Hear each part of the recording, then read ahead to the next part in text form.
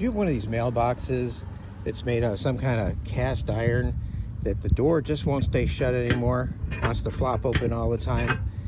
There's usually a little indent here which a ball rests in, and the ball is just above, right there, you can see it, but it's just kind of worn out and doesn't want to stay in there anymore.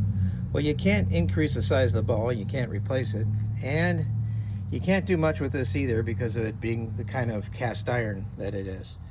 But what we will do is drill a hole right here using about a 3/16 drill bit and install a screw. We'll show you here what it looks like when I'm done. You don't need to drill all the way through. Just make sure you drilled through enough that the screw will go all the way in. That looks about right to me.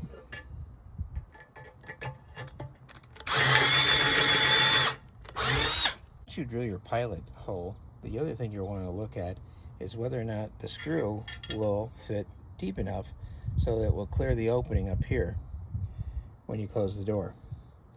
Sometimes the screw will sit up too tall and there's not enough room to countersink it. So what we're going to do is use a 1/2" bit like this to create a little bit deeper countersink. Therefore, the head of the screw can fit down as deep as we need it to in order to clear the opening while maintaining tension on the tension ball. Let's do it. So after you've done your countersink to match the head of your screw, it should be fairly straightforward. I'm using a round head, pan head screw. I didn't happen to have a flat head, but I think a flat head would be a better choice. So this is about a number 12 screw, I believe. Let's see what it looks like when you go all the way in. Now you can see that if it's not holding tight, I can leave it out just a little bit in order to create tension. But I think this will be just about right here.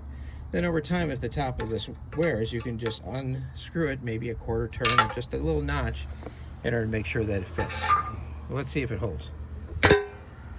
Kind of looks like it's holding to me right there. That's it. So now it's back to operating pretty much the way it was designed. Pretty simple. Hope this helped.